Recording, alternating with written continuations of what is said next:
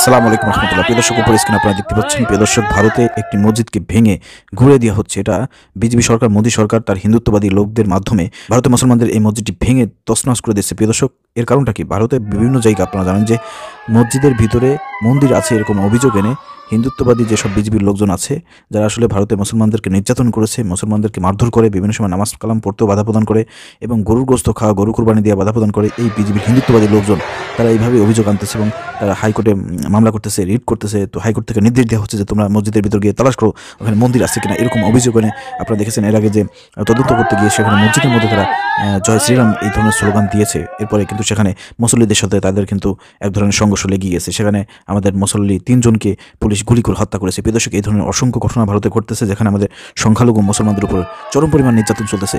যেখানে ভারত আমাদের মুসলমানদের উপরে চরম নির্যাতন চলতেছে, মসজিদ ভেঙে মন্দির করা হচ্ছে, সেখানে তারা বাংলাদেশে চিন্তা করে দেখেন, বাংলাদেশের সামান্য দু একটা ঘটনা ঘটে, সেটা নিয়ে তারা মাথা ঘামায়, সেটা নিয়ে তারা তোলপাড় সৃষ্টি করে দেয়। প্রিয় দর্শক, আমরা এটা মেনে নিতে পারি না। আমাদেরকে অবশ্যই সারা বাংলাদেশের, সারা বিশ্বের মুসলমানদেরকে ঐক্যবদ্ধ হতে হবে, এসবের বিরুদ্ধে প্রতিরোধ গড়ে তুলতে হবে। ভারতের হিন্দুত্ববাদী এই বিজেপি সরকার, মোদী সরকারকে উৎখাত করতে হবে।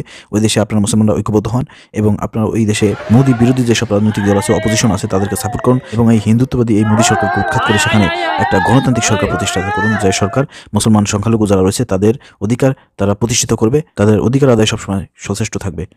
দর্শক, তীব্র নিন্দা এবং প্রতিবাদ জানাচ্ছি যে ভারতে এভাবে আমাদের মসজিদগুলোকে ভেঙে মন্দিরে পরিণত করতেছে মসজিদ হিন্দুত্ববাদী গিরোহ বাহিনী এবং পুলিশ প্রশাসন এবং হাইকোর্ট। আমরা তীব্র নিন্দা এবং প্রতিবাদ জানাচ্ছি। আপনারা ভিডিও শেয়ার করে দেবেন।